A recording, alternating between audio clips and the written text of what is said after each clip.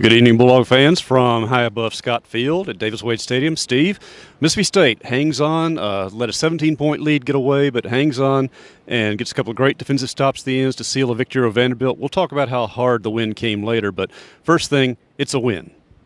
Yeah, it's a win, and it's not a beautiful thing. But, we've had some great games here. We've played exceptionally well and gone home with a loss. And so I'm not going to sit here and try to put lipstick on a pig, but the bottom line Big pigs came up in the post-game conversation, which we'll get to in a moment as well. And just so you guys know, that's not a Mike Leach original. I know many people attribute that to him, but us country folks know that that's been around for forever and a day. But yeah, the bottom line is we won the ball game. And the task was made more difficult, David, with some of the news that we had yesterday that there were going to be players at Mississippi State, while they remain nameless, that tested positive for COVID. So you had a patchwork offensive line. You had some regulars that weren't out there. Then KJ Costello doesn't clear concussion protocol. So you got a true freshman playing behind a patchwork offensive line and an offensive scheme that has struggled. What could go wrong?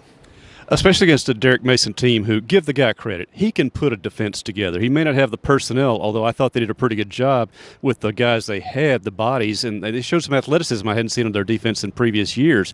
They came after the kid, especially after the first couple of series, because they had nothing to lose in that regard, and just tore State's blocking apart. I mean, I don't know what has happened to Greg Island other than the fact he's had to play 3 positions this year, so his head's spinning. Cole Smith is still adapting the center position. You see a lack of chemistry in the guys, which we've been warned about, and now we see is just this is going to be a work in progress all season.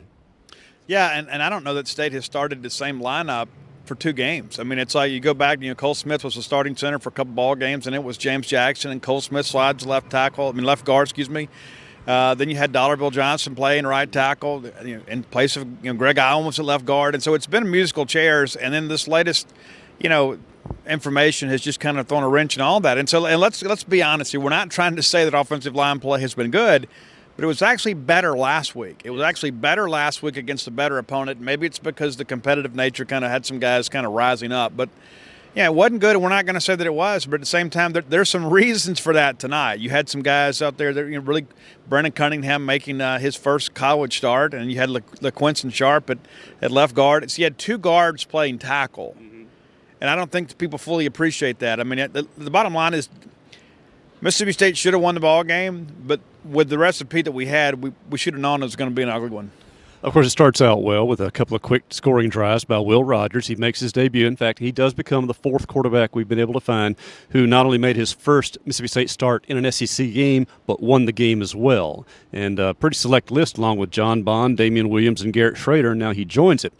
A couple of sharp series there. I thought that pass was a thing of beauty and a great adjustment by State because you saw them in a short yardage situation. Vanderbilt's thinking you're going to run the ball. They change receivers, take Jaden Wally out, and put in a taller Cyrus Mitchell, get the matchup, throw it. You couldn't ask for a better pass. They come back and direct 11-play, 68-yard drive for touchdown, and you're thinking, wow, this offense has really got it together. And then they just get nothing else done except a field goal until the 4th quarter. Well, and back to that touchdown, I thought it's a great read by the young quarterback to see that the corner is showing inside leverage, so you throw the ball outside. He could not have walked out there and dropped it any better. And I think that really gave him some confidence and fired up the team and fired up the fans. And even our folks on social media, I mean, State goes out 17-0. You're thinking, man, this thing's off and running. But let's go back to, David, it all started with defense. Colin Duncan, a guy out there that's been forced into action, makes a big play, nearly takes it back, gives State a short field. And we've talked about it many times. What a struggling offense needs more than anything else is some real estate to work with. And that's kind of what happened there. That we've talked even in postgame about Zach Arnett's defense has been great getting 3 and outs, but they haven't necessarily gotten a ton of turnovers. Well, tonight they knew they had to do that with a young quarterback out there, and they did their job. As simple as that. Now, the big numbers, that we've seen in recent weeks, not there as far as holding the opponents down. But when you begin to think about this being a team game, I think in that respect, defense once again did their job. All right, let's clarify some of the rushing stats there. Again, negative yardage in rushing, but that's because some of those pitch plays counted as passes because they were slightly forward, so that kind of distorts the statistics. I thought that split back formation worked particularly well using Marks and Dylan Johnson or Lee Witherspoon. They had some things going, but they totally got away from it by the 2nd quarter for some reason.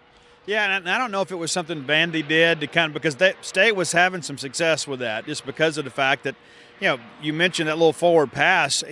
it's a toss, but because it's tossed forward, statistically, it is a forward pass, so it goes into the receiving statistics rather than rushing. And so a lot of people read that and think, oh, well, but it's really the old halfback toss. It's just kind of when you give it to them. But, later in the ballgame, I thought Vandy did some things to kind of confuse the coverage a little bit and kind of confuse the quarterback. And let's be honest, too, as great as we feel about Will Rogers in the future, he's a freshman. And he took some chances and lived to tell about him today. There were a couple of balls that probably should have been picked off. One that was ruled by one official as an INT, and the back judge then overrules it. They review it. That's just a matter of a guy not catching the football. That's not good ball placement. And so, again, the bottom line is you wanted to come out here and get a win. You wanted Will Rogers to get some experience against a team you're capable of beating. You got that. But we're going to have to be a whole lot better to beat an Auburn team next week. Defense was gassed by the last half. They played a really strong first half. They were showing flashes third quarter, but you could tell the lack of depth, particularly not having a guy like Nathan Pickering available. You're getting good play out of Cameron Jones, but Jaden Crumedy, who's been banged up a little bit, has to go the extra mile. Marquis Spencer, he might well have saved the game with that interception because Vanderbilt had a head of steam. Kobe Jones, some great pressures in there. The secondary, yes, they got an interception, but sometimes three men recovering one, leaving guys wide open on there. A lot of confusion on the back end of the defense. But as you said, they sucked it up, somehow found enough energy there to get two great big critical turnovers, and both were forced turnovers. Well, in the Marquis Spencer play, that's really the play of the game. I mean, it really is, because State had done nothing offensively. Vandy had scored on back-to-back drives. They had momentum. They had the ball. And it was tight in the stadium. But, David, I know you could feel it too, as we've talked about it before. I mean, we don't handle adversity well sometimes as a Mississippi State family. And the next thing you know, there's a zone coverage there. It's a zone blitz. You drop Marquis Spencer out there. And, again, I'd love to be able to talk to Zach Arnett about that, when we can. But it's clear there was an adjustment made there based off the fact that Vandy was burning them on that slant. So you drop Marquise and Seals. You could tell it was clearly a predetermined read because he never saw Spencer throws it right to him. And I'm glad Marquise didn't let the quarterback tackle him. That's one thing he won't have to deal with in the film room. But yeah, when the game was on the line and State needed some juice, it was the defense and Marquise Spencer coming up again. And let's give Vanderbilt's offense a little credit. Not only to get the run game going, they were doing a great job picking up those blitzes and, holding, sometimes literally, but getting away with it. So give them credit to get their offense in gear. By the same token, State should have controlled this game the distance. They didn't, and depth had something to do with it. Playing a lot of freshmen had to do with it. Patching things together had something to do with it. But something is still missing, and Mike Leach kind of addressed a lot of that in his post-game and even started showing some frustration at the end when he said, this is a training wheels stage of the program, but he said, we've got to get more aggressive in practice. How do you take that? Well, I think a lot of that is because, you come out here and we see the same things week after week, and, if these guys are going to take the next step, it's all going to start in practice. We've talked so much about, we've heard all week long, we had a good week of practice, and don't show up here on game day. Mike Leach has said before that he wants practice to be more difficult than the game. So it sounds like to me they're about to ramp some things up and lift some expectations. And he mentioned that, in postgame, that he made the old adage that, about breakfast. We want to be like the pig and the chicken. The chicken is involved in breakfast. The pig is totally committed. And I'm sure people can kind of figure that on their own. But we want a lot more pigs around here and a lot less chickens. And I think that's what Mike Leach is talking about, is really kind of testing their level of commitment, kind of pushing those guys that want to be here and want to play to take on a bigger role. Yeah, we're good at making bacon sometimes there. But you mentioned the adversity part. And he made a comment about that, too, that when the offense started struggling, he noticed some blank looks on the sideline, the kind of look that says, what's going on? They're confused themselves. We will cut them a little slack because, again, they're adjusting to an entirely new offense, nothing like they've ever done before, whether it's blocking, route running, new quarterbacks, both the senior transfer and a true freshman who right now looks like he's going to be the future, obviously. But so much has been adjusted to, and so much adversity has been thrown at them off the field as well, between the opt-outs and the players not available this week and the team they play. And this is an all-SEC schedule. Fans tend to forget, how badly did this team need to play in New Mexico on opening day and get a little confidence or things like that. So a lot's been stacked against them.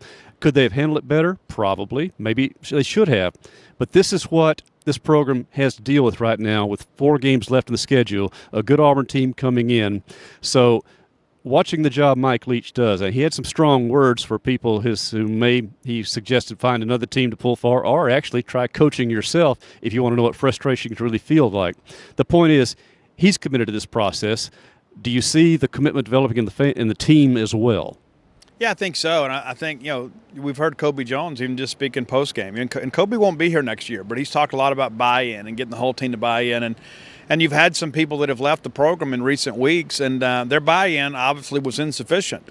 And there are a lot of people that say, well, Mississippi State lost these players. Well, in some of those respects, those players lost Mississippi State. And I think it sends a message to the rest of the team is, listen, how precious this opportunity is to play in the Southeastern Conference and have a chance to be part of this great program and its fan base. But at the same time, too, there's a price to pay. I mean, it isn't just you sign your signature. When you get here, there's some foundational standards that you have to meet and some expectations that the Bulldogs are going to have to live up to. And that might apply to some other folks that are maybe sitting at home and doing the griping rather than coming to the ball game and ringing the cowbells.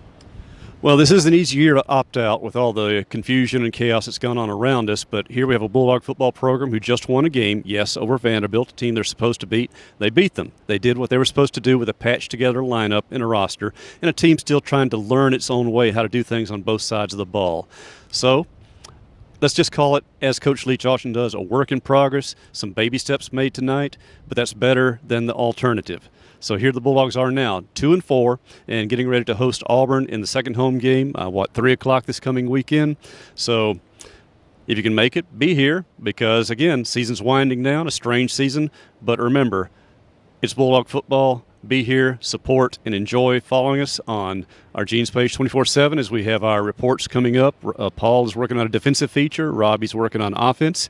Mike has done his quick gamer there, and I'll be coming back with a column as well. So we'll have a lot of material for you, so stay with us, and we'll enjoy talking to you again as the Bulldogs get ready to host Auburn next weekend. From Polk-DeMint Stadium above Scottsfield, Davis Wade Stadium above Scottsfield. Yes, you can tell, still thinking baseball a little bit here. For Mike Nemeth, our cameraman, and our crew here, welcome Bulldog fans back to action, and we'll be seeing you in another week.